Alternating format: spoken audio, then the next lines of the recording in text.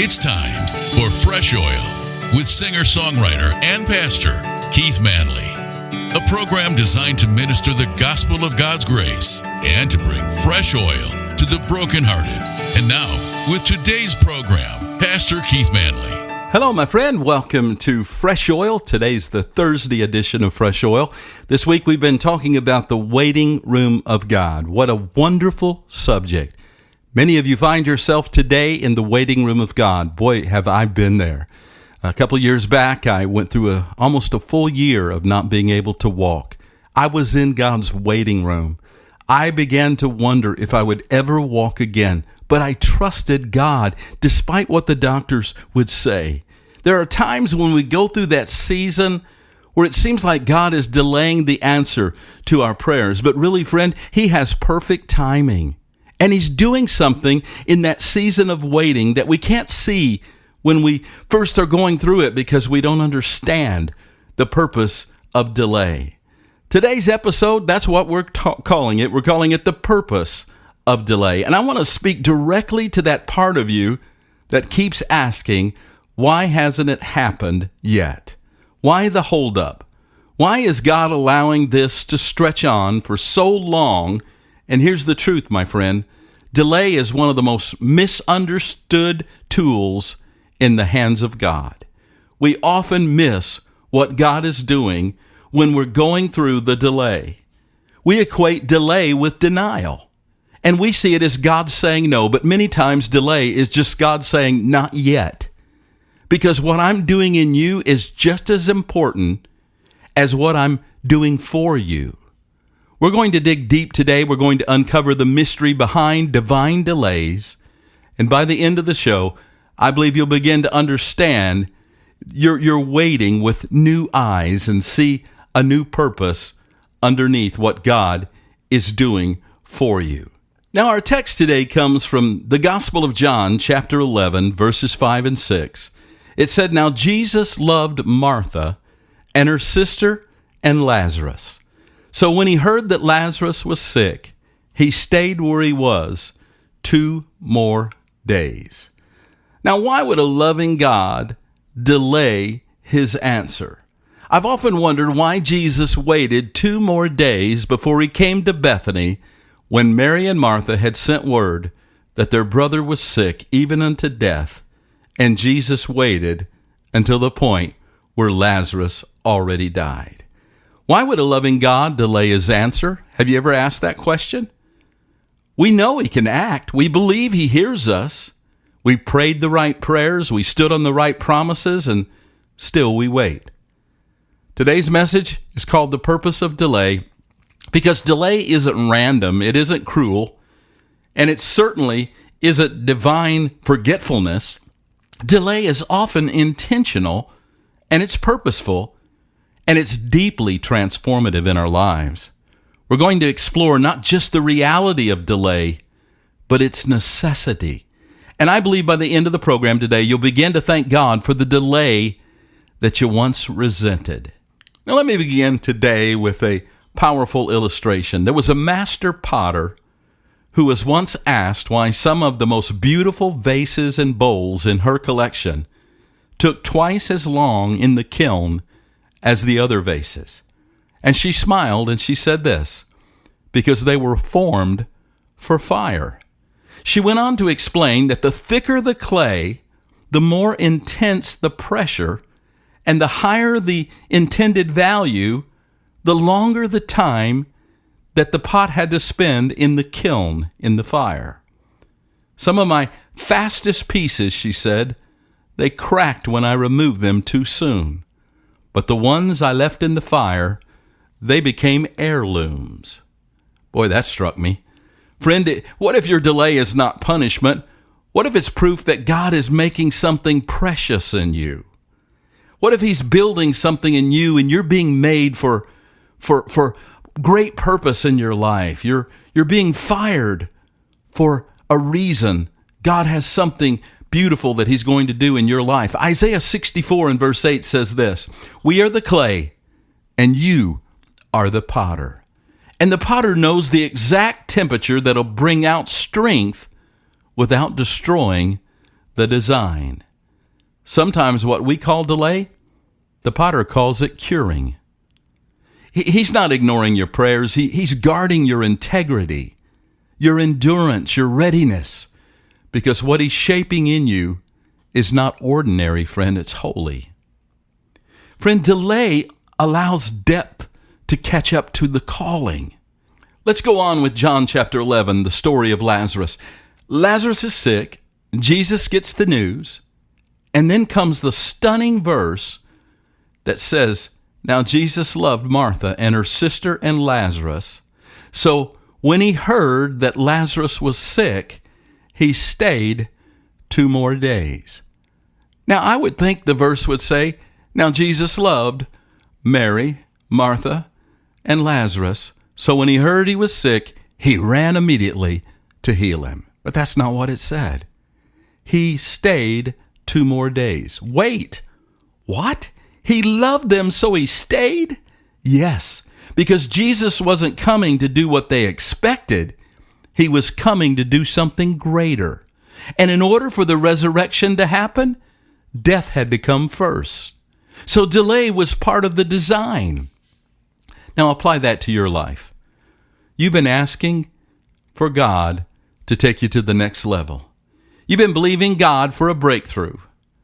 You felt like your dream is being ripped out from under you. So what if the delay is there to let your depth catch up to your calling? If God opened every door when you first knocked, you might step into places your roots can't support. Delay is the kiln, friend, the slow fire that cures your life and makes you into what God has shaped you for. The space where depth is forged, where your public strength is reinforced by your private prayer life and your surrender to God.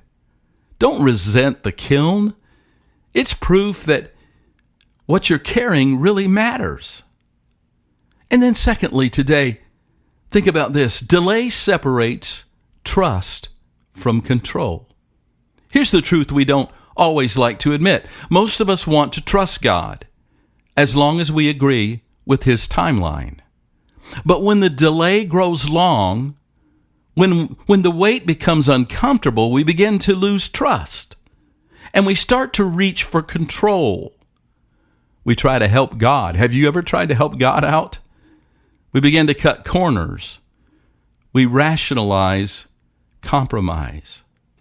And we settle for Ishmael instead of waiting for Isaac. But delay, it strips us of that illusion. It confronts us with this question: do I trust God? Or do I trust my version of how He should move?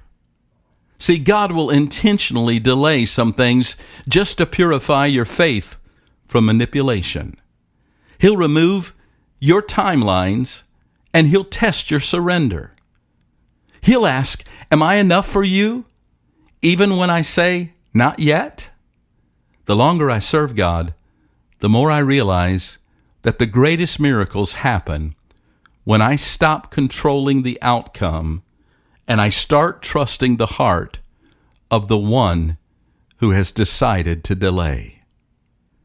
The third thing I want to share with you today is delay. It magnifies God's glory and not just my gratification. Let's go back to John 11. Jesus eventually arrives in Bethany. And by this point, Lazarus has been dead for 4 days. To Mary and Martha, that was the end of the story. But to Jesus, it was the beginning of something greater than a healing. He looks at them and says, did I not tell you that if you believe, you'll see the glory of God? Catch that. Glory, not just relief. That's important. God's not committed to just our comfort. He's committed to revealing Himself through us, His glory. And sometimes His delays are intentional just to increase the display of His glory. If He came too early, the miracle might be small. The testimony would just be partial. It would be a healing and not a resurrection. But when He waits, wow, the story multiplies. The crowd gathers. the glory shines brighter. See, God doesn't always answer according to your timeline. He answers according to what brings Him the most glory through your life. That's not selfish, it's holy. Because when He is glorified, your faith is strengthened, and your witness, it's multiplied, and your life, it takes on an eternal weight. Now let me give you my fourth point. Delay, it prepares the atmosphere for resurrection. Get this point. Here's the part I love the most. Jesus didn't just show up late. He showed up right on time for resurrection.